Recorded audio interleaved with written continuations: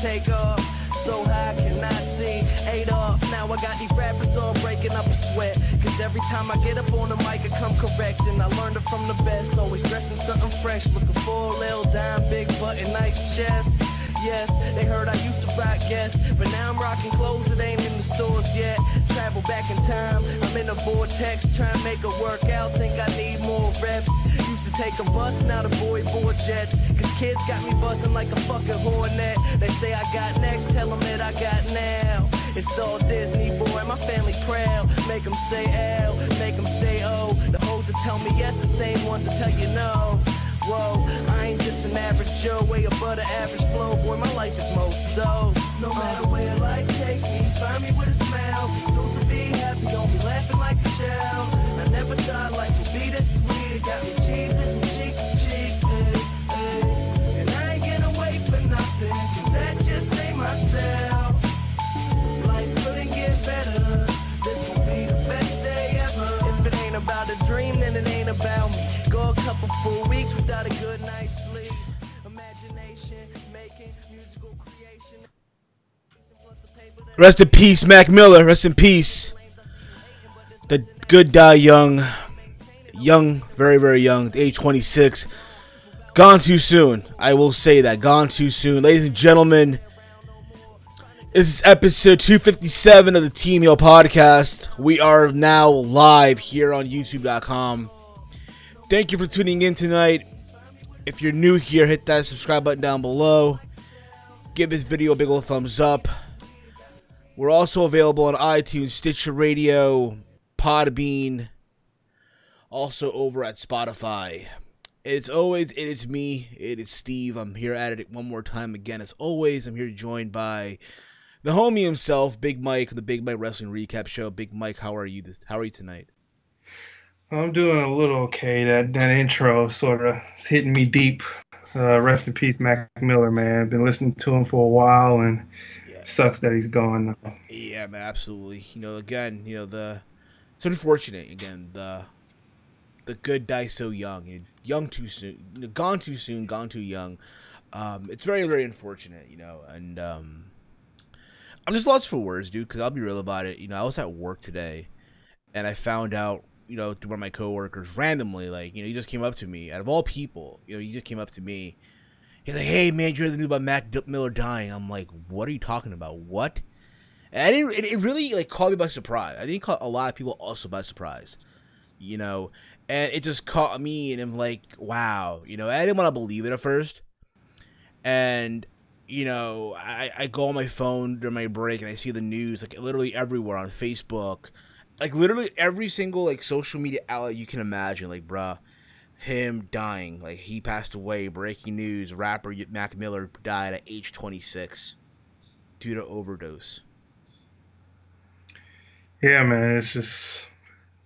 I have no words either, man. It's just, you never know, who or when it's people's time, they just go. And unfortunately, it was his time. And they say death comes in threes. God knows who's gonna be next. Yesterday it was Burt Reynolds. Now it's Mac Miller. We losing everybody in 2018, man. 2018 is just some impactful deaths, and it just sucks. Yeah, dude, absolutely, it does. Terrible.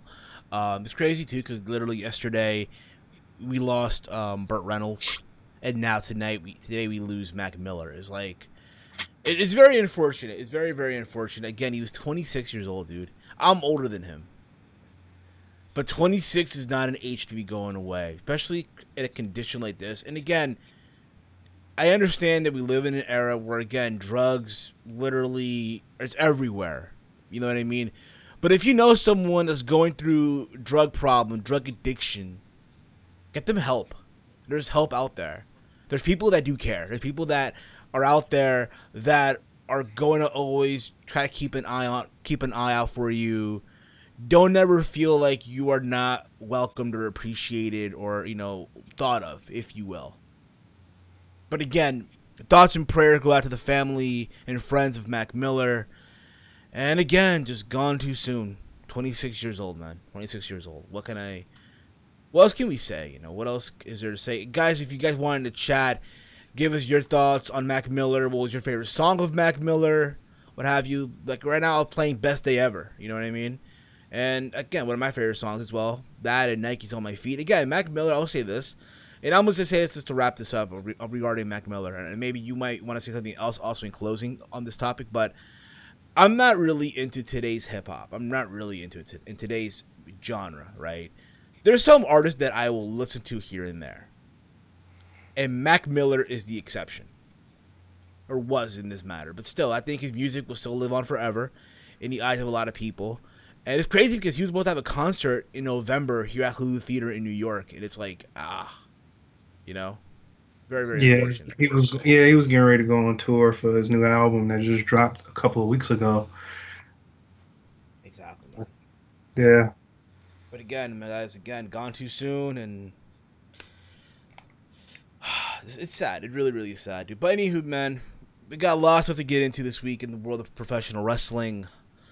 All In was literally last week, man, and I cannot think about how crazy All In really was, man. All In was success in every single aspect that you can imagine. Yeah, man, it was a really good event. It was really good to watch. It had its balances of serious wrestling and also not taking itself that seriously. If you understand. Yeah, I hear you, dude. I totally hear you on that. I feel like, again, there's some stuff on the show that, again, that I would have done without, if you will.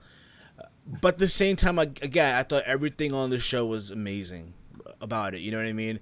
It shows you, and I said this in my review because literally, I did literally a 1 hour review on the YouTube channel. It's also up on the feed, iTunes, Stitcher, Podbean, Spotify. They had to listen to on the go. Almost an hour of a review of All In, and I said in the review that what it taught me, I think what it taught others is that, you know what, there's nothing wrong, I think, with taking a chance on yourself. There's nothing wrong with it. Yes, you know, life will hand you sometimes a terrible hand. You know, you may not like the job that you're currently in. Your boss may be a pain in the you-know-what. Your working crew, those mother flowers may be the most terrible people to work with. You feel like you deserve more. You're getting underpaid. And the only person that can make those changes it's not going to be anyone for you, only yourself. And I feel like that's what Cody and the Bucks did here.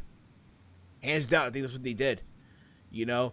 And it's crazy because they were saying, 10,000 seats. And reality is, literally, 11,263 tickets were sold for this show. Yep, man. It was they overexceeded their expectation on how many people was gonna show up, and it was a great thing to see. They made a T-shirt out of it, and I also have some other things if you want to know what the 0 hour got, if you already know that or not. Sure, let me know. Let people know, man. It was on the top 150 original channel telecast. And it got a 0.8 rating, which is about 196,000 people. So roughly 200,000 people watched the pre-show on WGN America. And that goes to people that, that watched it and also didn't know that they had the channel, because a lot of people was like, I don't even know if I got the channel or not, so I don't know how to watch it. I'm sorry. I just want to make sure, again, everything was going good. That's all. My apologies, Mike. My apologies. Oh, that's all right. So that goes to people that didn't even know they had the channel. I think a lot more people would have watched it. I think they would have got at least a quarter million if people knew they had the channel. But a lot of listings don't carry it. I'll be honest about it, dude. I'll be real with you. I don't have WGN America here, but I think it's great with the success that it had, and not only that, but also for the people that were on that show. Like, you think about it, right? Sometimes these shows are a risk; they're a gamble. Sometimes, right? Let's assume for a minute if they were to fail, a lot of these guys would have been blackballed from the business. I feel like, but it was a success, and what that does in the process, it gets their name out there. And I said this in my review. Someone like MJF and Joey Janela, like, I think those guys right now are running the independent circuit. Like, as talent that aren't signed yet, but they're so young in their careers. Like, I can only imagine how they're gonna be. Let's say 5 years from now, where they're gonna be at. I look forward to seeing that. But again, it comes to show you as well that the wrestling industry's changing completely. You can be in denial all you want, but it's changing. Granted, yes, WWE is still the end-all, be-all. That's never going to change. But there's life outside that company. There's life outside WWE. Every promotion now, I feel like, are doing stuff to make their self stand out, if you will. And also, and I don't know about you, bro, but it had that... Again, I don't know how familiar you are, but I remember the AWA years ago. It's like back in their back in their day when they were trying to compete with WWE at a time where WWE was taking everybody from all like their territories and stuff like that back in the 80s, right? So they grabbed guys from like NWA, from the Crockett promotion, AWA. You kind of get the idea, right? I'm sure you heard the stories from back in the day about young Vince having that hustle that he did, and at the time. Vern Gagne tried to get together with all the other promoters to make a super show to compete with WWE, and he came out with Super Clash. But the problem with that show, with the show that they did, a lot of promoters had egos, so they wanted their guys to go over, what have you. And here you kind of can say it was similar. Like, you had guys from Ring of Honor, guys from Impact Wrestling, guys from New Japan. The independent circuit, again, from people that aren't signed to a company exclusive, if you will, and they were able to, again, make it work, and it was successful. Yeah, man, it was a really good mixture of guys that nobody's never seen before, and guys that we all know and talk about on a daily. And I was really impressed with a lot of people that I did not know. Joey Janela, I was impressed with. The girl that Penelope, what's her name? Penelope Ford. She is amazing at the little stuff that she does to enhance a match. And beautiful at that. And she's beautiful. Yes, she is. Like, and I know Sound Monster said this on his review, but literally Penelope Ford literally did more in that little spot, that she was involved in, right, with Hangman Page, than Dana Brooke has done in her time in WWE, or Rosa Mendes did in her time in WWE. You know what I mean? Yeah, that is sad, man. And the fact that he said that, and then it just like you had to like let that marinate, is like, man, that really is true. It hit home. It really did hit home. You know, it's funny, dude. Joey Janela was featured on the Not Sam Wrestling podcast, the latest one. He was interviewed, right? And he did say in the interview he would not be surprised if Penelope Ford gets sent to WWE before he does. Which I think, honestly, down the road, those two, them together, is just a gold mine, if you will. I just can't picture one without the other. I really can't picture one without the other. But I feel like at the same time right now, again, I just want to see where they are going to be at 5 years from now. Is someone like MJF, again, also 5 years from now? And again, I don't want to be repetitive with this, but again, I'm just happy for what the show was. And hopefully there's an all-in too.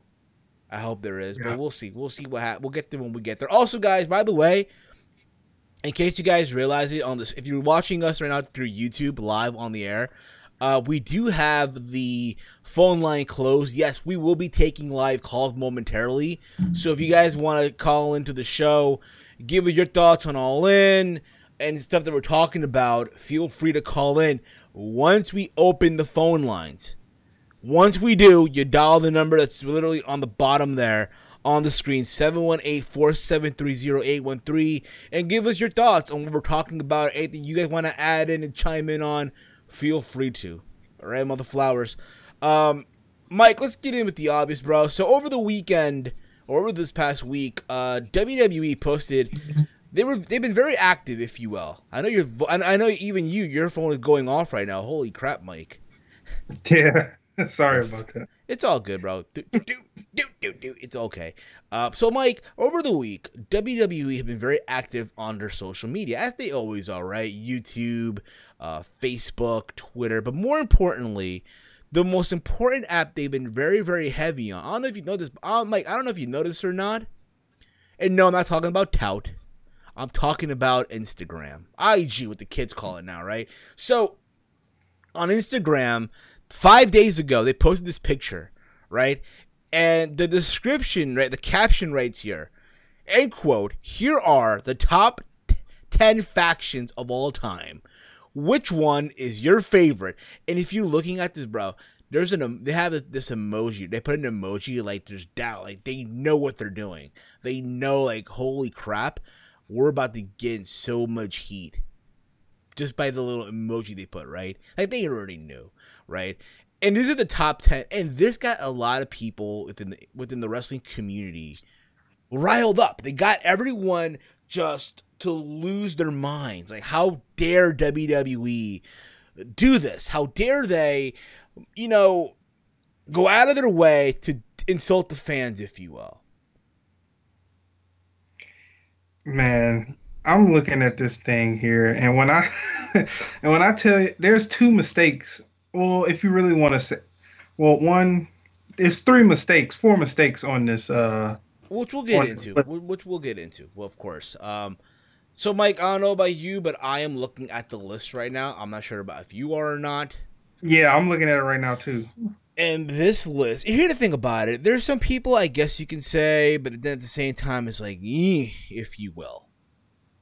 So, we're going to get to this list from number 10 all the way to number 1. If you want, Mike, as well, when I'm mentioning this list, you can stop me any moment and give your thoughts whether this should be on the list or not, okay?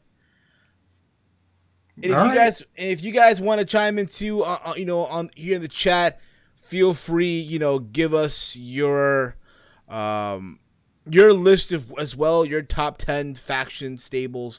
Again, this is a WWE top 10 list for the record. Okay, just get that out of the way, okay? So, number 10 from NXT, the Undisputed Era. Stop. I'm going to stop here myself. Listen, I got love for Adam Cole. I think Adam Cole, without a shadow of a doubt, is the future of WWE. Hands down, he is. There's potential with Adam Cole. I love Kyle O'Reilly. I love Bobby Fish. I love Roderick Strong. I think they're all talented. I'm not just saying that because I follow them through Ring of Honor or through the independent circuit, but let's keep it a buck right now. The Undisputed Era have done nothing thus far. Yeah, currently, Bobby Fish and Roddy and Bobby, currently Kyle O'Reilly, Bobby Fish, and Roderick Strong, I'm stuttering, I know, are currently the NXT Tag Team Champions. That's fine and dandy. Adam Cole was the former North American champion, but that's all they've done. Yeah, they had that one great match at War Games. But other than that, it's like they're not really worthy of being in this list. They're not. I'm sorry, they're not. Dude, man, this is like Undisputed Era, man. I like them too. I like each and one of the guys. Even the recent addition of Roderick Strong to bring out his personality because he was a vanilla midget as a face.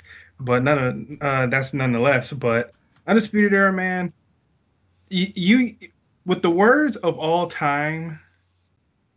Dude, you're skipping over literally a lot of factions that are way better who can be at number 10. And plus, once these guys get to the main roster, you will forget everything that they have done in NXT. They will make you forget because they will be so horrible. And I think of almost every tag team that I see in NXT, I think of the worst when they get called up finally. And this is going to be one of those teams. I like Adam Cole a lot. And he's gonna suffer. Oh, let's hope not. And let's hope not. Let's hope not. I know. I hope not. But hey, that's the way it's been going. I know. But let's hope not, man. Honestly, let's just hope not. Let's see how this goes. But Coming in at number 9 is the fabulous Freebirds of Michael P.S. Hayes, Terry Gordy, and kind of having a brain fart. Mike, help me out here, Mike. I think that's Buddy something. But yeah, Buddy Roberts. Yeah, Buddy Roberts. Yeah. Right? Roberts or Rogers. Again, I'm having a brain fart. It's Friday. It's late. Okay, I apologize, okay? But listen, I think they're amazing back in their day. But this is, again, a WWE top 10 list. Yes, they are WWE Hall of Famers, all you want. But they only had a short stint in WWE. Like a day or two in the mid 80s or the early 80s. Yeah. They had most of their success outside the WWE. So I'm going to say this right now, and again, this might give me a lot of heat. I want to apologize in advance, but I'm going to say no. I'm going to say no. You mean no? No, like not at all, even through stuff that they didn't do in WWE? Listen, yes, but again, this is not a top 10 of all time of wrestling. This is, again, a WWE list. That's the way it's coming off, if you will. Okay, all right. I see where you're going with that. In that sense, then, yeah, no, they shouldn't be on the list then. However, yeah, listen, I'm not trying to disrespect what they've done outside the WWE. Again, if you look at their success, yeah, them versus the Von Erichs, amazing stuff back in WCCW. Don't get me wrong, but again, this is a top 10 factions of all time from WWE. All right, yeah, I think I'm gonna slightly agree with you on this, but if I was just to keep them on here in general, then yeah, but I would probably move them down in the early, probably where number 8 is, and if you want to get into number 8. Why not? Let's get into number 8 right now. We have the Nexus. Buddy, that pissed me off. So if you look at the picture, bro, they have David Otunga, Heath Slater, Wade Barrett, Justin Gabriel, and Michael Tarver. There's no Skip Sheffield. There's no Darren Young in this picture. Not even Daniel Bryan. Here's the thing about it. Okay? Who remembers Michael Tarver, though? I remember Michael Tarver. What? Michael Tarver was the man, yo. Back at NXT, he would do the obstacle course and not even do them. He'd like, I refuse to. I'm like, well, whatever. But you kind of get the idea, okay? Yeah, but who remembers him, though? Nobody. I know, Exactly. nobody. The point of the matter is, it was funny, though, bro. In Chikara, I know that Tarver, Gabriel, and Darren Young are doing a trio thing. Which is so he still wrestles. Yeah, they still wrestle here and there on the independent circuit. Let's be real about it. The group had potential at first. It was great. Let's be real about it. Everyone and their mother bought a Nexus shirt. Yeah. Back in 2010. And they sort of made people regret it after that. Yeah, at the time, yeah. You know, when you think of the Nexus, look where it became the new Nexus with CM Punk. I kind of feel like, again, the group needed it, if you will. But at the time, Punk didn't really need the Nexus. And it kind of held him down. That being said, though, should they be on this list? No, because outside of that beatdown that got Daniel Bryan fired, they were shit. I get what you're saying, dude. They were total crap outside of that. And then they lost as a collective. Yeah, you're right. I honestly, no, I would not put them on this list. No. I would not put them on the list. But you know what, though? If you wanted me to, though, if you really wanted me to put them on the list, I'd probably keep them at number 10. Yeah, I will agree with you on that. I will bump Undisputed Era off of that and put Nexus number 10 if they have to be on here. Exactly. Number 7 coming in is the Hart Foundation. Now, again, there was the tag team of Bret Hart and Jim the Anvil Neidhart, rest in peace. And then there was the group back in the late 90s, right, 97. And again, it was Bret Hart, Davey Boy Smith, British Bulldog, Jim the Anvil Neidhart, Brian Pillman, and Owen Hart. It's kind of sad. I'm looking at the picture right now, and Bret's the only guy that's alive, and everyone just passed away. It's sad. It really is unfortunate. That being said, though, yes, they should be on this list. Yeah. They should be. And not for more than anything, not because, hey, each guy, again, was a great performer. They all won championships. But at the same time, hey, they had that crazy match in Your House 97. That Stampede. Mike, help me out here. It was Stampede. Give me a sec. But you get the idea, though. It was that Stampede. It was that show in Canada, right? Yeah.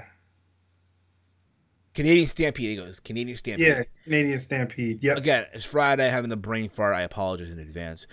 But they had that crazy, that crazy tag team match, right? That crazy 10-man tag, where it was it was insane. It was so insane. But that being said, yeah, they should be on this list. If anything, I put them in the top 5. Same. I put them actually number 4 because Okay. if 3 and 4 go 3 and 7 go hand in hand, so it should be 3 and 4. For sure. Moving along here, because again, this is a interesting list here. Again, number 6, we have the New Day.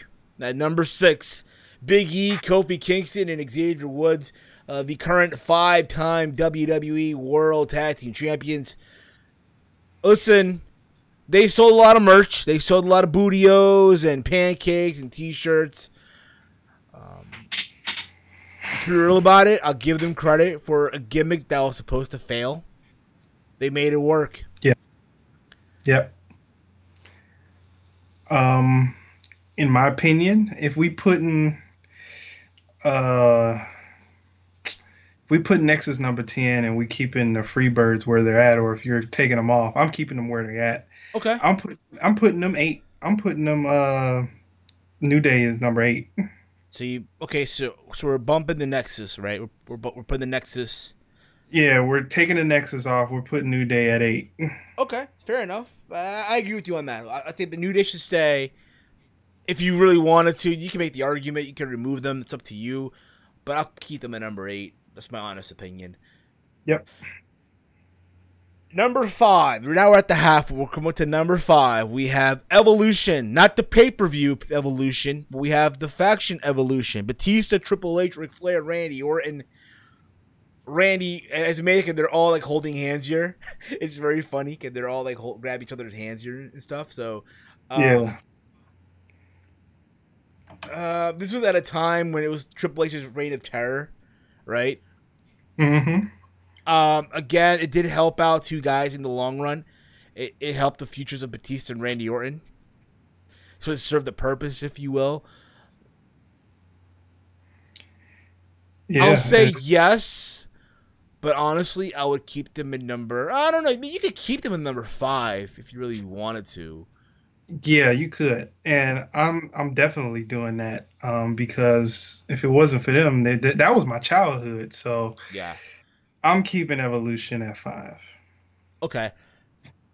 Now we go on to the final 4. All right, it's not March but the final 4. Okay, it's not even March yet. Not even March, but we have here. We'll get into also in a little bit. Zero Hero. We'll get into that in a little bit as well. We have coming at number 4. Now these next two are my childhood. Okay, these next two are my childhood.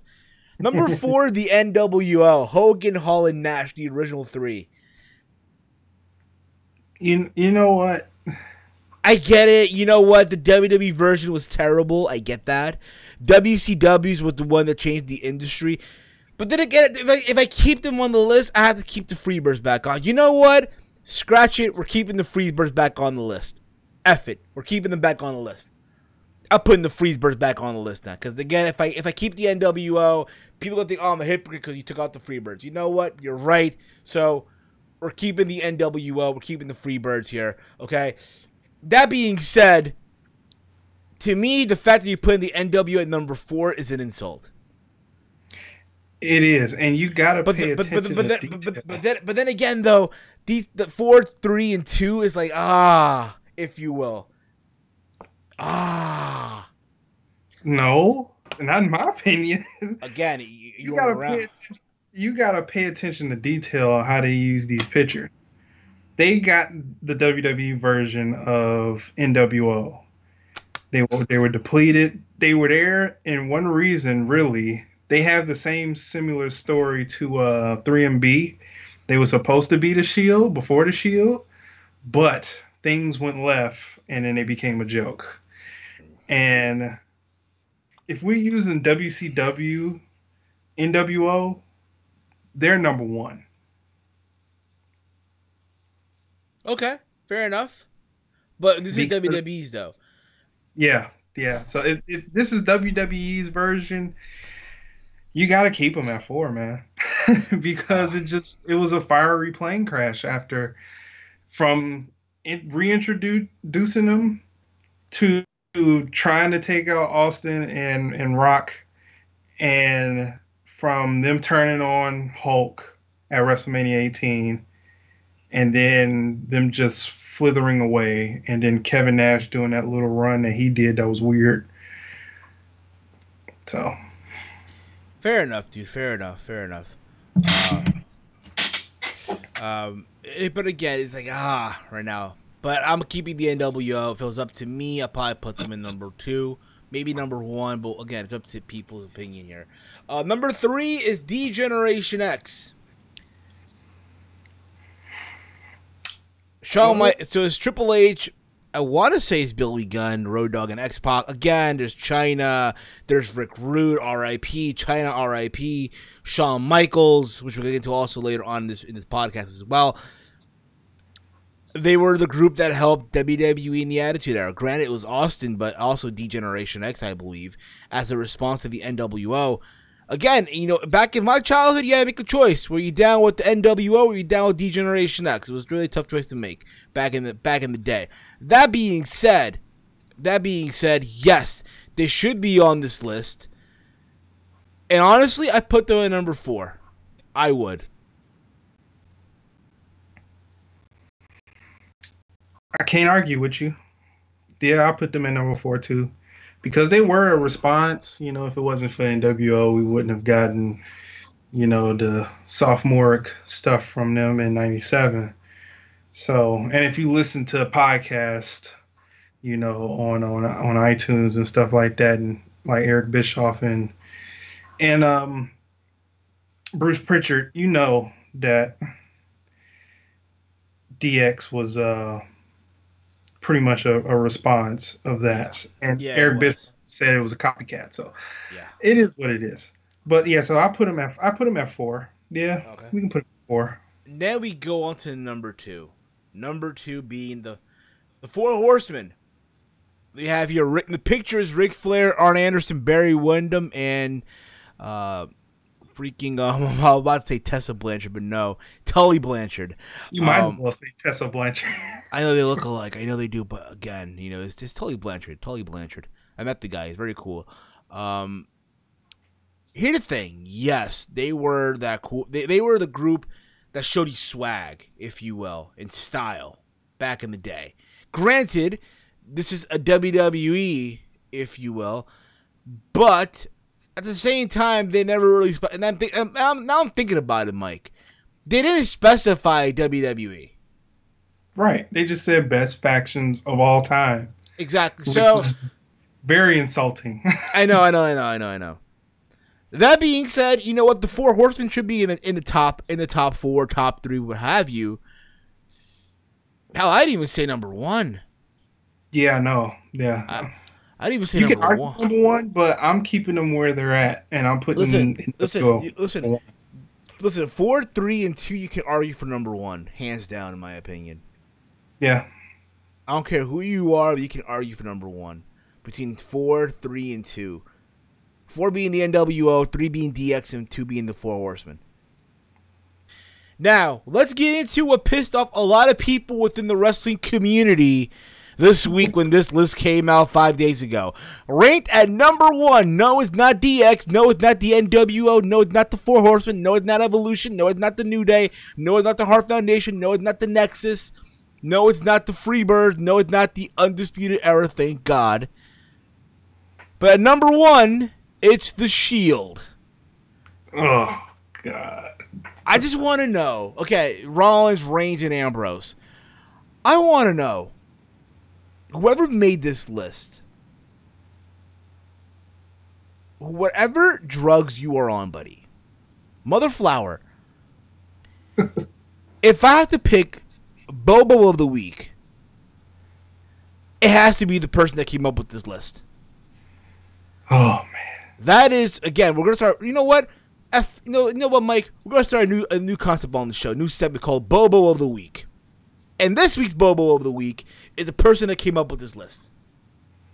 Yeah, the Instagram manager, account manager of WWE is Bobo. Bobo of the Week. And the fact that the Shield, and again, listen, there's people out there that are fans of the Shield. My nephew loves the Shield, and I understand that's fine. But don't disrespect the fans. When you put them before the Four Horsemen, when you put them before the Freebirds, when you put them before Evolution, when you put them before the NWO that revolutionized the wrestling business. D-Generation X that also helped WWE in the Attitude Era, the Monday Night Wars.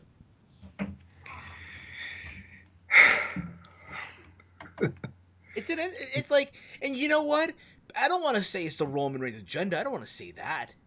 I think that's like reaching at this point in John. I feel like anyone's just saying this just for saying it. The point of the matter is, there's no way this is like the Shield is number one. If you really want to put the Shield on this list, I put them at number 10. Yeah, that or number 9. No. You know what? Not even the top 10. Like they're probably the top 20.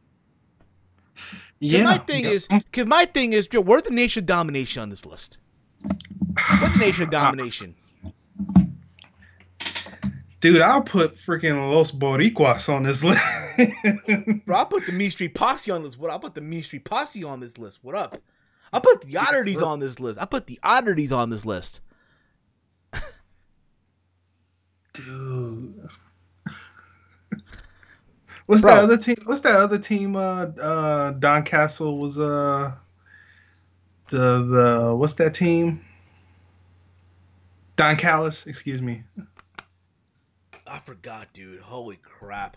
Dude, I'm having a brain fart too, man. His team I'll put in this list. Just for shits and giggles. Just for it. It's in WWE, right? Yeah, WWE. Oh man, it's called something Truth. No, I forgot. The Truth Commission. I will put the Truth Commission in this list over putting the Shield in this list, and Undisputed Era and Nexus. There you go, the Truth Commission. There you go. Yeah. Who else? I will put DOA in this list. Okay. Who else? What was some factions in WCW? It was something. Was it the Dangerous Alliance or something like that? Yeah, Dangerous Alliance, LWO, freaking the New Blood, the Millionaires Club, the Main Event Mafia, Dude, Mike, send no profanity, Mike. Come on now, pal.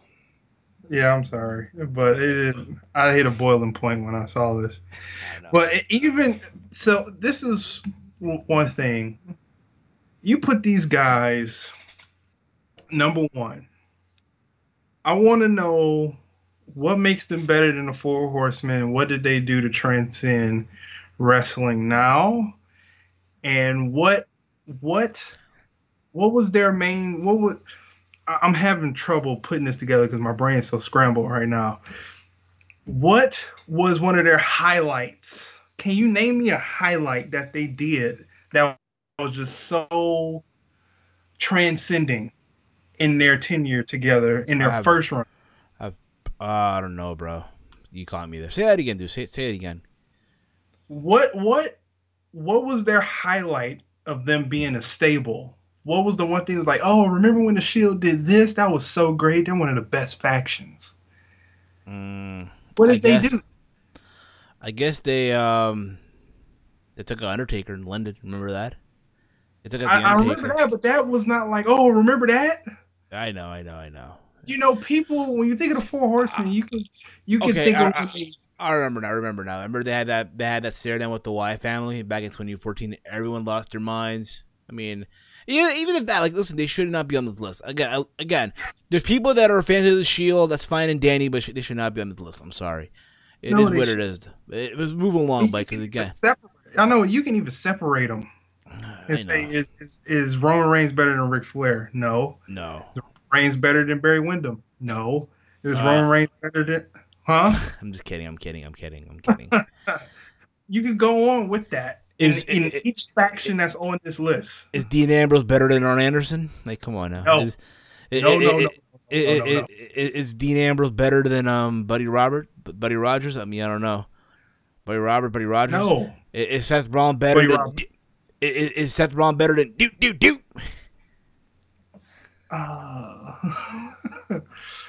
Charisma wise, no. Is Roman Reigns better than freaking Doot? You kind of idiot. Okay, let's move on, Mike. Let's move on because again, let's move on. We spent a lot of time on that. I know. So the WWE has announced the return of the Mixed Match Challenge, Mike. Are you ready for the Mixed Match Challenge coming back, yo? It's gonna be airing September the 18th at 10 p.m. Eastern Time after SmackDown Live on Facebook Live. So apparently as well, it will also be airing. It'll be streaming live not just in the U.S., but for the first time also in Germany, Mexico, Australia, France, Indonesia, the Philippines, Spain, Thailand, and the Vietnamese, and also in Vietnam, beginning again Tuesday, September the 18th. On Facebook Live. So they've announced again it's a 14 episode series. Again, it's teams from Raw, teams from SmackDown competing head on, right? So these are the teams for Team Raw, okay? And again, each team is representing a charity. So all the money that's won here is going to charity. So for Team Raw, okay, the returning team is Braun Strowman and Alexa Bliss, Team Little Big. That's fine, I guess, right? It is, and it makes sense now because they're both heel. Yeah. You'll have here the new team here, new teams forming here. You have Bobby Lashley and Sasha Banks. Okay. You have Finn Balor and Bayley. That one's interesting because they have chemistry from NXT. We saw those videos popping up of them, doing the dirty dancing and making like friendly googly eyes at each other. So that's the right pairing. So yeah. You also have here Jinder Mahal and Alicia Fox. I get it. I understand what they're trying to do with this, but nobody want to see that. You can say, you can see him calming her down and she's crazy. I understand, but no. The low of Jinder Mahal, former WWE champion, now being part of the Mixed Match Challenge. Oh boy. You have Kevin Owens and Natalya, fellow Canadian. That should be a good team. Yeah, that should be a good team. That's interesting. That's an interesting team. Yeah. Now we go on to Team SmackDown. The returning team here, obviously the inaugural winners, The Miz and Asuka, right? Yeah, even though they're not going to be nothing, because even though they can do more with Asuka now because she's lost, and that was one of the main problems back then. But yeah, I guess you got two remaining teams from both brands. Yeah. Well, here actually you have three teams. Here you have three teams coming up. Three remaining teams from last season. You have Jimmy Uso and Naomi, husband and wife. And speaking of husband and wife, you have Rusev and Lana. I'm sorry. And now the new teams from SmackDown is WWE Champion AJ Styles and SmackDown Women's Champion Charlotte Flair. And you also have R-Truth and Carmella. R-Truth and Carmella is probably my favorite. It's going to be so comic to see. Again, R-Truth wants to pin her. Yeah, that and just the pure comedy that we got Tuesday. That was just funny. I know. But again, it should be very interesting to watch. Again, guys, if you guys are going to be watching the Mixed Match Challenge, let us know your thoughts on that and what are you looking forward to on the Mixed Match Challenge. Because again, to each their own. I say that to each their own. But we'll see how all this goes down. I might catch it. I really just might. I'm not really sure yet. Again, a lot can happen come, I don't know when this drops, because again, but we'll see. We'll see how that goes. The Mix Match Challenge. Mike, are you ready, bro? Are you ready for the Mix Match Challenge, bro? Sort of, no. Fair I enough. wish Andrade and Zelina was in it, but it is what it is. Nah, dude, you want to see Zelina Vega and Aleister Black? Yeah, that's An odd couple. that's such a weird pairing and couple. I didn't think that he would be her type. Hey, man, love is love, bro. It is, but that was like, I know. I was sort of disappointed in Andrade. It's like, dude, what are you doing? Yeah, that mother flower had one job. He had one job to do, and he blew it. I know. Guys, we'll be taking live calls momentarily. So you guys want to call into the show, feel free to. The lines will be open. We have here the Mae Young Classic 2. Like, yeah, I did say I wasn't going to review it, but I'll talk about it here on the show, if you will. So going forward, my thoughts on the Mae Young Classic will be here on the podcast going forward. So this past Wednesday after NXT was the first episode of Season 2 of the Mae Young Classic. I'm calling it Season 2 because to me, honestly, it's Season 2 when you think about it. And I thought, honestly, the matches overall, they were okay. If you want my honest opinion, I think to go crazy for, oh my god. But, it was there. But what do you think, bro? What were your thoughts on the show overall, on the Mae Young Classic 2, the episode 1, if you will? I thought it was some interesting things. I thought the main event was better than I thought it was going to be with Killer Kelly, who I was not really impressed with her from the UK stuff that was recently put on the network. I wasn't really impressed with her until that match. A couple of females that I like, and another female who I'm really keeping my eye on is Rhea Ripley. She put on some size. She's got a new gimmick, sort of, kind of, if you know some spoilers down the line.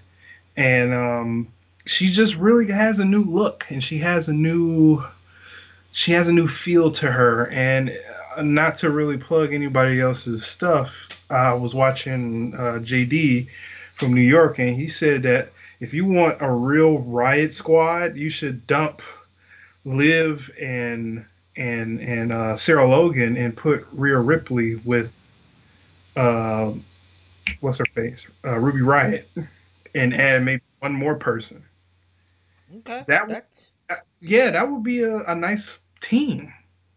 That's if you really think about it. Yeah, that's really interesting. And Rhea Ripley is so young; she's only 21. And she has so much potential, but I still have there's some holes still in her work. But I'm keeping my eyes on her. Tegan Nox was okay. Well, let's get into this. So the first match was Tegan Nox versus Zatara. That was it was an okay opener. Nothing to go crazy for here. Tegan Nox. Again, you guys remember she was supposed to be in last year's Mae Young Classic, the inaugural. And she ended up getting hurt. That's why she wasn't on it. She was on it this time. And it looked like in the match she hurt her knee. But she still went for dives and stuff like that. But again, I thought Zatara was there. Nothing to go crazy for, if you want my honest opinion. But when it was all said and done, Tegan Nox did end up getting the win. And honestly, again, that's all I can say about it. What are you, bro? Like I was reiterating, Tegan Nox was all right. Centaura, she was pretty decent as well. We all know that Tegan Nox is signed with the WWE already, and hopefully Centaura gets a nod too, because if anybody doesn't know, and I found out yesterday as well, that Centaura was a part of Lucha Underground.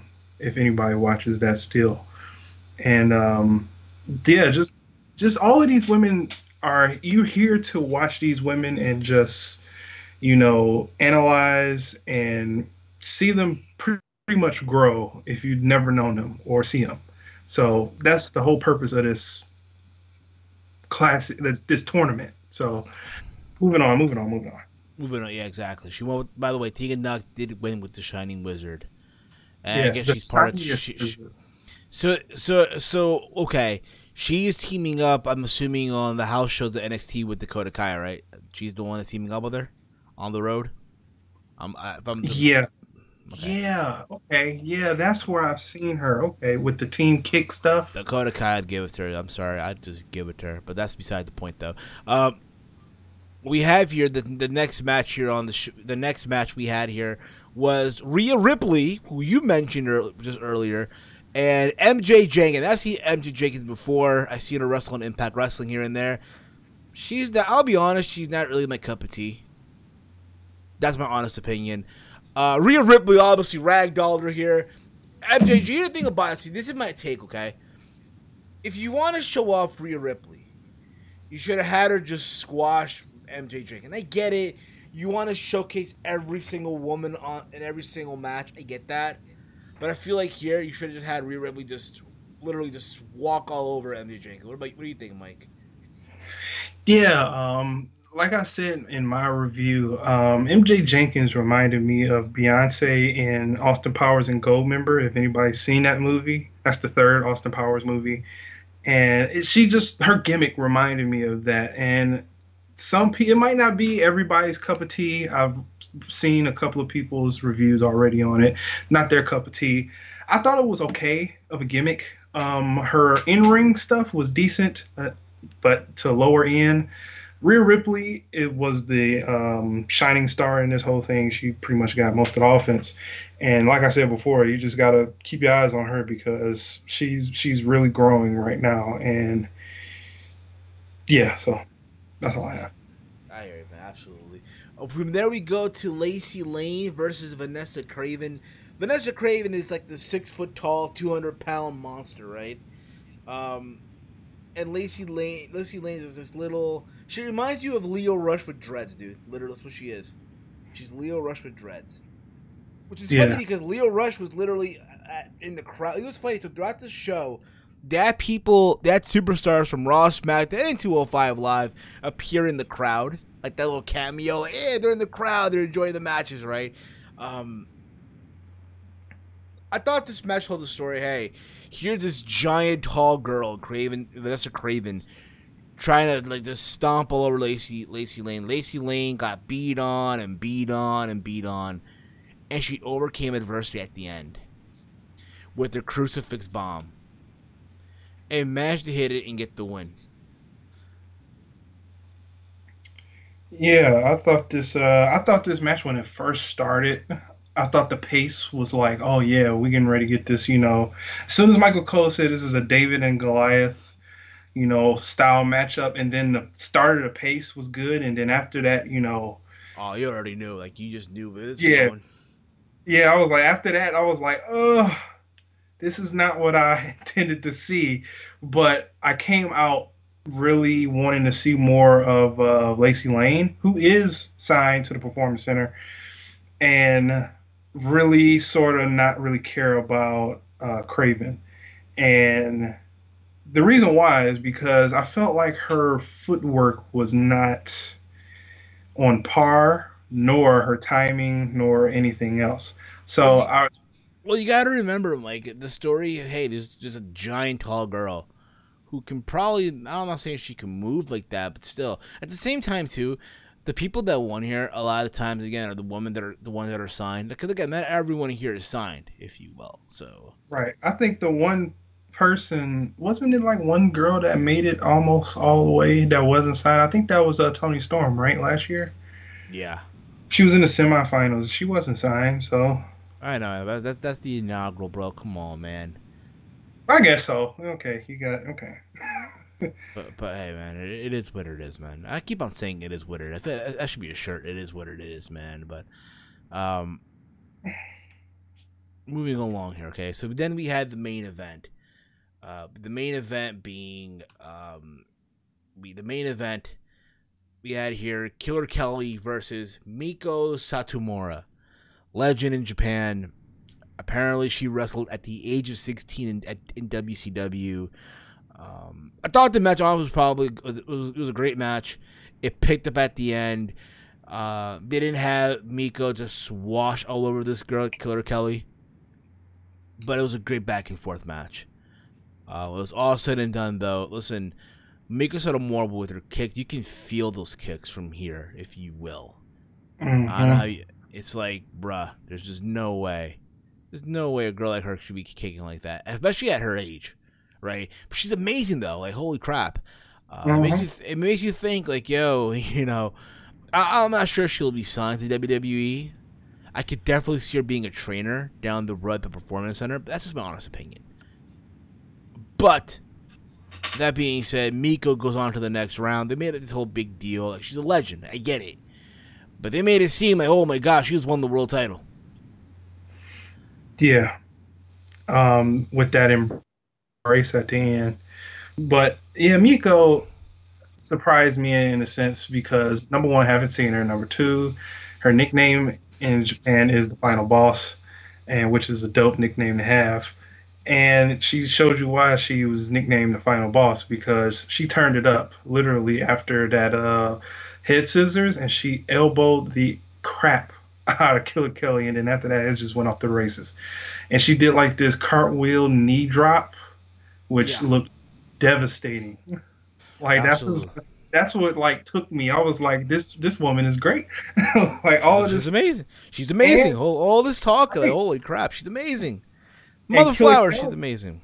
And Killer Kelly, you know, surprised me too, because she upped her game to keep up with Miko, and that sort of made me, you know, turn another eye. It was like, oh, Killer Kelly is something now. Yeah, exactly. So I got to keep eyes on her too. Yeah, exactly. So that was the tournament. So we're gonna take it to the streets. Gotta hear from you, Mother Flowers.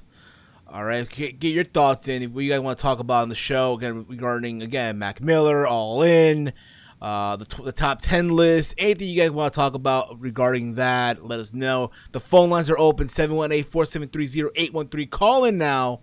Give us your thoughts. Want to let you know right now, we're not, if you're going to call in private, we're not taking the call. Just saying that right now. As we're doing that, Mike, I don't know if you caught this on Monday, but 205 Live General Manager Drake Maverick appeared dressed in AOP gear. And I'm like, wait a minute, it's not even Halloween yet. It's not Halloween yet. But he's there in the ring. He's apparently the new manager of the Authors of Pain. And here's my thing, right? And I understand that Paul Ellering couldn't travel with AOP. He couldn't travel. He couldn't do the road travel. I get that. But you mean to tell me you couldn't find somebody else to step in? Dude, when I seen him walking in the backstage, dude, the look, just the visual of Drake Maverick between those two guys. Number one, is funny. Number two, him in the gear. You do not have to dress the man up in the gear to be a manager. You can just have him wear a suit. Paul Ellering didn't wear SWAT gear. Why does Drake Maverick have to wear SWAT gear? Because you know what it is? Because it's funny. Let's see the little guy wear SWAT gear. That's gonna put butts in seats. And you can even see the SWAT gear really didn't even fit him. It was lifting up, and you can see his head sort of, when he was walking, sort of like shift, which made it even funnier because it's like, you're small, your clothes are small, and they still don't fit. Yeah, I know. It just looked like an absolute joke. Yeah, I know. And plus, he's a face in their heels. What are you doing? Exactly. But it's one of those things where it's amazing. It's fucking amazing. But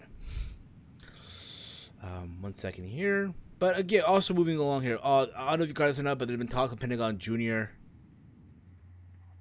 apparently might be on his way to WWE, bro. I hope he goes to NXT. I really hope he goes to NXT. I will see, bro. So apparently MLW posted a picture on Twitter, right? It's Pentagon and Phoenix with the MLW tag titles, right? This is what they put. And again, maybe it's a typo, what have you, but this is what they put on Twitter, right? End quote. It's been an incredible 2018 for Lucha Bros, right? Hashtag Lucha Bros. And a monumental moment on the horizon for Rey Fenix and Pentagon Zero M, as we hear what 2019 holds for them. MLW fans may be shocked to see what's next. And here's the thing about it, right? They misspelled next. Or did they? They wrote NXT instead of next.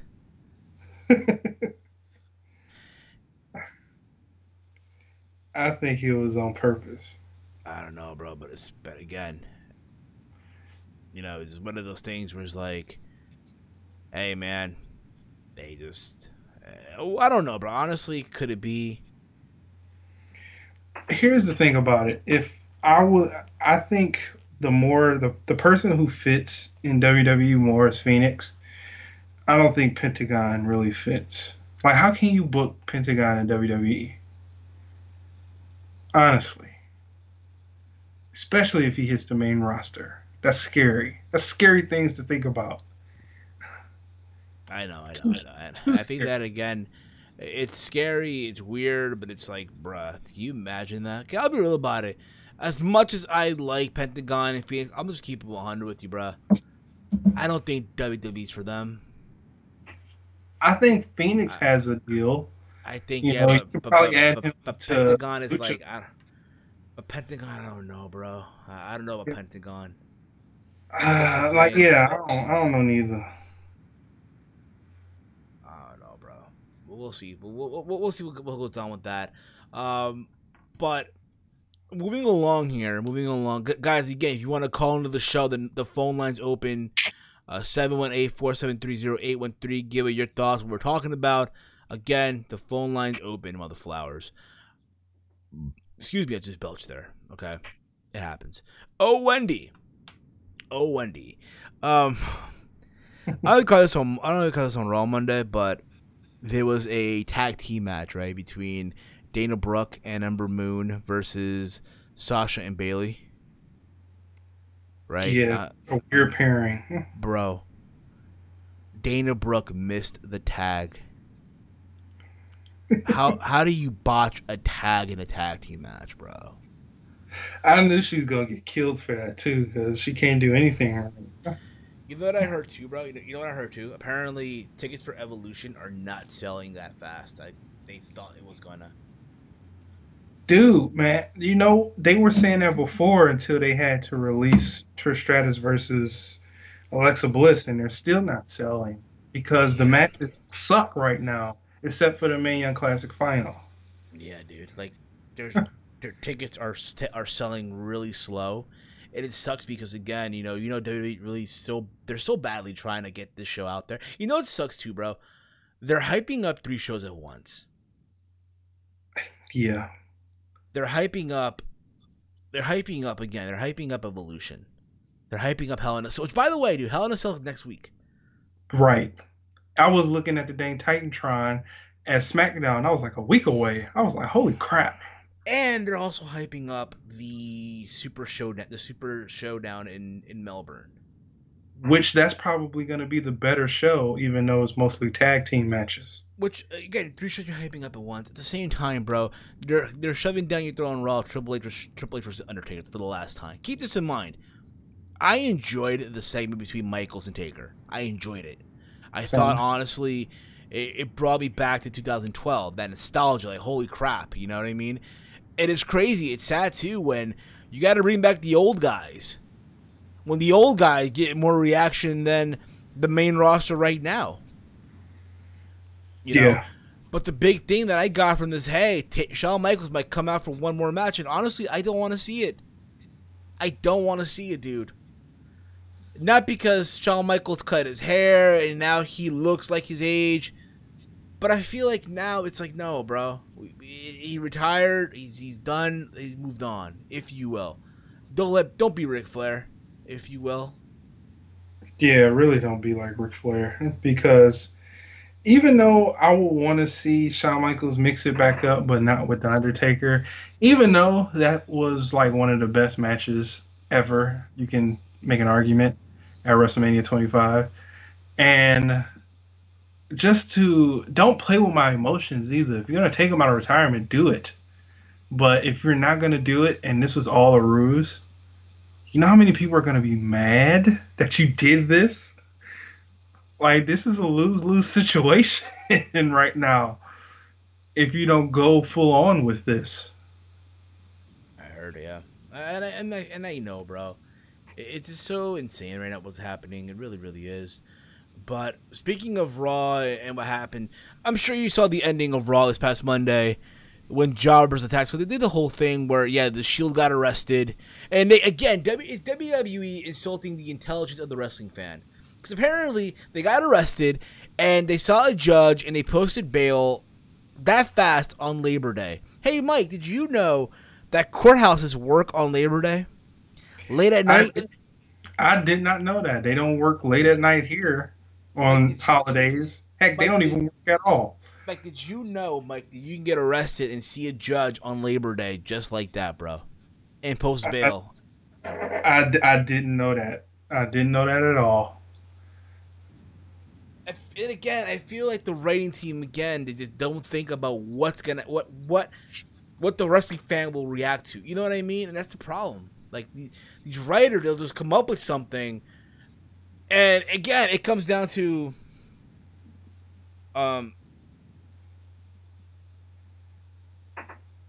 it's like, oh, it's like, okay, it's like they come up with the ideas and the final word's up to Vince. I'm like, bro, do you not realize that fans will question, yo, police departments and courthouses work on holidays? So I'm assuming that on Christmas, I ain't go to jail and get bailed out like that and see a judge. Dude, it was so stupid. When I really didn't pay attention to it the first time, but when they said it again, I was like, what? Bro, I guarantee you. Now listen, if this was any other Monday, then fine. You think so? Yeah, I would have given any other Monday. Would have given it a slide. I wouldn't have. Nah, but not like that though. Not like, oh my god. But I would have. Okay, any other Monday. Hey, they're seeing a judge. They're getting arrested. But on Labor Day though, bro, come on. Dude, judges stop working at 5 o'clock everywhere. Okay, if it was on the West Coast, then fine. Okay, yeah, all right, yeah. But I agree with you, bro. I totally agree with you on that. I think it's ridiculous. It didn't make sense at all. What they did, what they were trying to do, made zero sense in my honest opinion. Dude, man, ew. And then they get posted on bail and they steal a car. Yeah, they steal a car, bro. They steal the police car. They get in there, and then they go in. They try to attack. They literally They try to take out the new stable of not Baron Corbin, of Braun Strowman, Drew McIntyre, and Dolph Ziggler, right? Just to get attacked and ambushed by the entire locker room, the heel locker room, that is. Yeah, the jobbers, that is. So literally, I saw Drew Gulak in the Authors of Pain attacking Roman Reigns. Drew Gulak, of all people, in his wrestling gear, attacking Roman Reigns. I saw Mike Kanellis, who's been drowning on Main Event every single Monday, coming out there and attacking Dean Ambrose by the announcer's table. I see them drag Seth Rollins and throw him into a window of the police car that they stole. You know what it reminded me of, dude? Again, all these jobbers that you wouldn't think of, right? Again, you know what it reminded me of? That says on Twitter, if you ever watched the Mighty Morphin Power Rangers, dude, remember the putties? Yeah. The putties. Okay, so for those of you who never watched Power Rangers before, so the Mighty Morphin Power Rangers, right? The original Power Rangers, and Lord Zed and Rita Repulsa, they'd have the little minions called the putties that will go out to Earth and attack the Power Rangers when they were not dressed in their, gear, whatever. And the thing with the putties, they're the weak ones. They always get beat up, and they'll always die if you always punch them in the chest, right? They'll evaporate, whatever, right? And that's what this was, the putties prevailing against the Power Rangers here. And meanwhile, you have Drew McIntyre, Dolph Ziggler, and Braun Strowman is literally, again, just looking down upon everyone and shit. I curse. I know it just happened. I curse, but still, you kind of get the idea. Dude, like, and this is so bad because last week they handed it to him. Yeah, and now it's like a week ago, like you said, they were beating up the Shield, and now the entire locker room beats up the Shield. I hope this is the only way you can back yourself away from this. If the Shield does not attack or seek to attack everybody while they're lacking, especially if we get a small appearance of the Shield on 205 Live just to take out Drew Gulak, then this is dumb. The dumbest thing. I bet you $5 No, that they won't even. I'm not a betting man, bro, but okay. They won't even. You know. What do you call it? They won't even keep up with the storyline of them getting jumped by all the heels. They won't even go and get their revenge on all the heels on the show. And they're all Raw heels, so they can just have little mini segments of them attacking people while they're lacking. I agree, Big Mike, but we'll see, man. We'll see how that works. But it's ridiculous. And then on SmackDown, you had again you had R-Truth, who's a jobber essentially, main event on SmackDown Live against The Miz, and he won. By the way, he won. It was awesome. It was great, bro. And again, just copy and paste. Just copy and paste, bro. Pretty much what it was. We can move on here. Again, there's WWE talk again. You have an NXT coming up 2 weeks from now. It's Pete Dunne and Ricochet for the NXT North American Championship and the UK title, champion versus champion, which should be a freaking insane match. You had Samoa Joe get attacked by AJ Styles this past Tuesday. There you go with that. Let's get some Impact Wrestling. We're about to wrap up the show, but again, you guys, if you want to call into the show, call in right now. Okay. But let's talk about some Impact. I don't know if you watched Impact or not. I know you probably didn't. It is what it is. So, I've seen that one clip, and that was the funniest thing I've seen in my life. So they did this whole summit. So they did. I'm not gonna get into a review of Impact. I'm gonna do an Impact review later on today or tomorrow. I have it up on the channel, up on the YouTube channel for you guys to listen to and watch, what have you. So they had this one thing with LAX, or the OGs in LAX. They had Conan and King show up to a summit, right? They were a summit to go somewhere, and I guess to meet up the bosses, like the higher ups, right?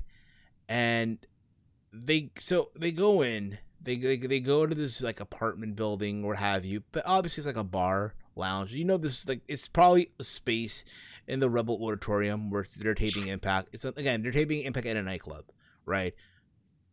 And it's literally three old guys sitting on a table with Conan and King sitting on a couch or something like that, getting questioned because what happened to Richie, the kid that they ran over, that the OGs ran over a couple weeks ago on Impact. And here's the thing about it, I hated the segment because it looks so cheesy, it looks so corny. Like, I'm supposed to believe that these old goofs, who I guarantee two of them are not even Hispanic. They're not Spanish. They're not Latin. You know what I mean? It just looks so corny. All this led to them making a match. It's a 6-person tag coming up at Bound for Glory. It's the OGs with King, a.k.a. Eddie Kingston, versus LAX with Conan. So Conan is going to come out of retirement for the first time in a long time. Dude, can Conan still move? I mean, he did take part of that MLW Battle Riot, which is like the 40-man Royal Rumble a couple of months ago on MLW. I saw the match. He came in there, did a cameo, and then got eliminated, so it wasn't really like a big deal. But, I mean, honestly, it should be I don't know. I don't know. I'm gonna keep it real with you, bro. Coming out of Slammiversary, I thought Impact Wrestling had a good momentum going. Don't get me wrong, there's stuff that I do enjoy. But I feel like with the stuff coming up for Bound for Glory, because again, Bound for Glory is in 5 weeks from now, bro. Yeah. I feel like they took some steps back. I kind of feel that too. Especially with the main event that was announced for Bound for Glory. That being between, and get this, bro, the main event of Bound for Glory is going to be Austin Aries defending the Impact World title. By the way, Austin Aries now is in a faction with Killer Kross and Moose. The same Moose that Aries beat at Slammiversary a couple weeks ago. Wait a minute, Moose turned heel? Yeah, he turned heel. Oh my goodness, no. Hey, man, what can I say, bro? So, the main event of Bound for Glory 2018, in New York, that is, right? By the way, it's in Queens, not really in New York City. It's in Queens, okay? In the same venue that they tape MLW, the Melrose Ballroom. So, it's going to be Austin Aries defending the Impact Championship, the world title, that is, against Johnny Impact. A.K.A. John Morrison, A.K.A. Johnny Nitro, A.K.A. Johnny Mundo, whatever you want to call him. That's literally who he's going up against for the world title. And here's my problem with this. Listen, they can have a fun match all you want. My problem is, what has Johnny Mundo, Johnny Morrison, Johnny Nitro, Johnny Impact, John Hennigan, whatever you want to call it, what has he done to earn a championship match? He's done nothing. He comes back after getting attacked by Congo Kong, being on the shelf for months. Right? He comes back and he has a match with Jimmy Jacobs. It beats him, right? He beats him, what have you. And then he has this brawl at a pool party with Congo Kong. And all of that, and he gets him a championship match on Impact's biggest show of the year, which is essentially their WrestleMania. Am I the only one that doesn't... I'm pretty sure I'm not the only one that doesn't see the problem in this. That does or doesn't? I do see the problem. I'm sure I'm not the only one to see the problem in this. I'm sure I'm not the only one. The only thing I've seen from him was on Slammiversary when he was in that 4-man. Was it a 4-man? Yeah, it was a fatal forward kick off, which he won, by the way. Yeah, he won that, but it's like even in the follow-up show, it wasn't nothing too impressive. The thing about it too, and it finally hit me. What's going on here? It finally hit me today, and I'm going to repeat myself on the review. I know I am, but hey, at this point, F it. Johnny Impact is going to be featured on the upcoming Survivor series. That's the paper, but the show Survivor, right? Going to be featured on Survivor. So if you're Impact Wrestling, yes, let's bring in somebody that is on a television program that's on a major network like Survivor. I believe Survivor is on NBC. Am I right on that, Mike? Am I right on that? Yeah, it's on NBC. So let's use the momentum and put Johnny Impact in the main event of our biggest pay-per-view around the time that NBC is about to air Survivor, the new season, with Johnny Impact on the show. Yeah. Now listen, I get it. Hey, it's a business move. I understand, but let's keep it 100 here. If this were WWE doing this, a lot of people, even the Impact fans, would give WWE crap for it. They would. But because, it's Impact Wrestling, it's Johnny Impact, he's not signed to WWE, let's put a blind eye. Let's turn the blind eye. It's okay. That's the problem, dude. That's the problem with Impact fans still. And again, Impact Wrestling, they're doing some good stuff that I am enjoying, even though I feel like they're taking some steps back. The one thing that still remains is the fan base that are so ignorant. That's the problem at times. That's still the problem. I take that back. It's still the problem. These ignorant fan base that are in denial, that will put the blind eye when something wrong happens. And again, The company's making a lot of money now. It's great, all you want. They're making a profit finally. But it's that one thing I question. But then again, here's Eddie Edwards, who got literally beat up by Austin Aries and Killer Cross and now Moose. What is he going to do? I'll be real about it. A part of me hopes they make a change to this, because I am not down with the idea of Johnny Impact being in the main event of Bound for Glory. This is why a part of me wishes they bring back the Bound for Glory series. I really do. Hey, teach their own. Teach their FNO, Mike. Yeah, and you know what? To add a little bit onto that, it's never going to change, man.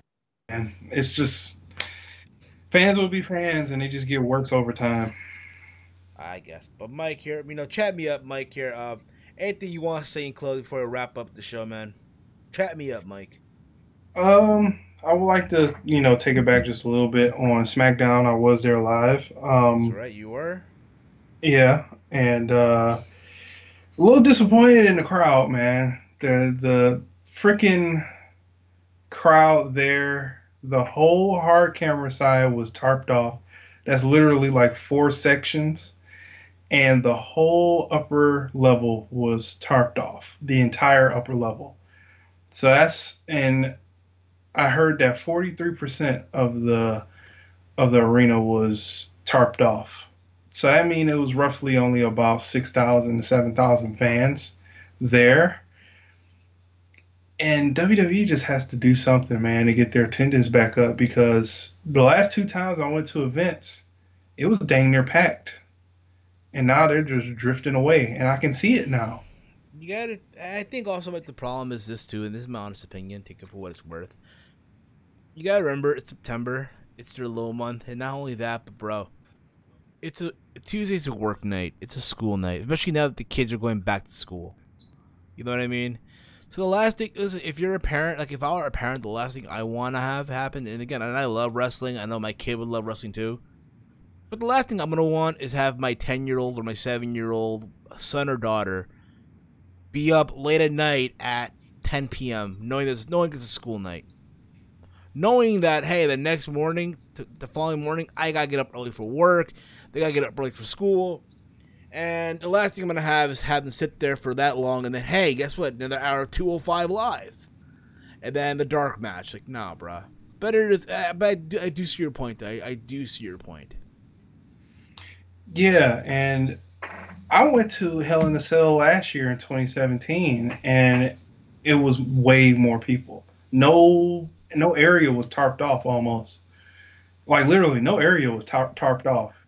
Even in the places that lacked seats, they were moving people towards hard camera side on the floor. But other than that, there were no tarps nowhere. And that is a sad visual for me to see. That broke my heart once I sat down and saw the crowd. Like, damn, bruh. Like, it's falling off, and you can see it before our eyes. And it stinks. I hear you, man. You're not wrong on that, bro. You're not wrong on that. I'll tell you that much right now. You're not wrong on that. You're absolutely not wrong on that, Mike. Yeah, man. But yeah, that's all I have. That's fun, bro. Again, I hope you had a good time at I hope you had a fun time at SmackDown Live. When are they going back to Detroit, by the way? They're coming back on the 28th of December for Raw. It's going to be taped, and they're going to show it on the following Monday. So they're going to do a live Raw on Christmas Eve, and they're going to tape a Raw, and they're going to show it on New Year's Eve. Yeah, but Corey, when referring to September, like, yo, I'm looking at it from a parent perspective. I'm not looking at it from the fan perspective. Yeah. Granted, but granted, it's an excuse by Rhoda, absolutely. But at the same time, hey, if I'm a parent, knowing it's September, and again, Mike, when do they start school in Detroit? September, right, or August? I know. Yeah, they started a couple of days ago. Exactly. So, by the way, school started for all the parents out there, for all the kids out there. Shout outs to all the parents who got to put their morning quickies on hold just to get the children ready for school. That being said, though, I understand, hey, it's a school night. I got work in the morning. I'm not going to have my kids stay up that late. That's my honest opinion. All right? But Other than that, guys, just going to wrap up the show. I hope you all had a wonderful time listening live. Again, if you're new to this channel on youtube.com, hit that subscribe button down below. Once this video becomes a video on demand, or I guess a playback, if you will, on the YouTube channel, it's up on the video archives. Give it a big old thumbs up. Share it through social media. This will be also available on iTunes, Stitcher Radio, PODBEAN, Spotify, for you guys to listen to on the go. So again, guys, if you really want to help out the podcast, give us a 5-star rating on iTunes, Stitcher, PODBEAN, Spotify. Helped out the podcast in the long run. Also, if you want to go the extra mile, we got merch, Motherflower. We got that merch over at Teespring. We got 2 shirts up on our store. We have the Certified Motherflower shirt and as well the T-Mail Podcast shirt. Designs all done by the homie himself, Salrex. If you guys want awesome logos and layouts done for your channel, your podcast, hit him up on Twitter at @officialsalrex. He's done amazing stuff, not just for me, but for Big Mike. He can attest to how amazing is Salrex. Also, he done work for OKFabe, JD from NY206, the Solo Monster, and also the good folks over at the No Holds Barred Wrestling Podcast as well. You can follow the Team Heel Podcast on Twitter at Team Heel Podcast. You can follow me on Twitter at Heel Steven. Big Mike, let them know, man. Where can they find you, Big Mike? Where can they find you at Motherflower? Yeah, you can follow me on Twitter at Big Mike 199519 and on YouTube at Big Mike's Wrestling Recap Show. All right, y'all. That being said, we are out. We're going to wrap it up playing Mac Miller. Rest in peace, Mac Miller. Going to play that classic Best Day Ever. Peace out, Motherflowers.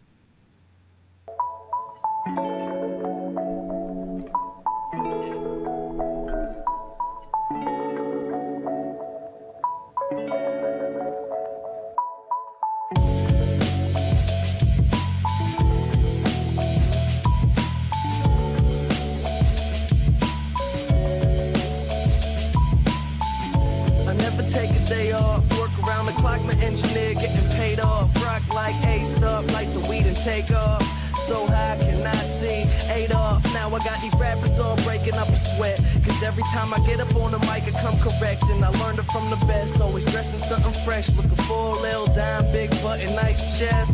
Yes, they heard I used to rock guests, but now I'm rocking clothes that ain't in the stores yet. Travel back in time, I'm in a vortex, trying to make it work out, think I need more reps. Used to take a bus, now the boy board jets. Cause kids got me buzzing like a fucking hornet. They say I got next, tell them that I got now. It's all Disney, boy, my family proud. Make them say L, make them say O. The hoes that tell me yes, the same ones that tell you no. Whoa, I ain't just an average Joe, way above the average flow. Boy, my life is most dope. No matter where life takes me, find me with a smile. Be soon to be happy, don't be laughing like a child. I never thought life would be this sweet. It got me cheesing from cheek to cheek, and I ain't gonna wait for nothing, cause that just ain't my style. Life couldn't get better, this gon' be the best day ever. If it ain't about a dream, then it ain't about me. Go a couple full weeks without a good night's sleep. Imagination, making musical creation. The journey that I'm facing, plus the paper that I'm chasing, got me crazy after saying with the lames. I see you hating, but there's nothing that you're changing. Thumbs up, I'm maintaining. No complaining when it's raining. I'll be in another zone. Move out my mother's home to a world to call my own. I ain't gonna play around no more. Find the difference from the ground and the floor. If we gotta fight, I'll be down for the war. Thumbs up, homie, I'll be sure. No matter what.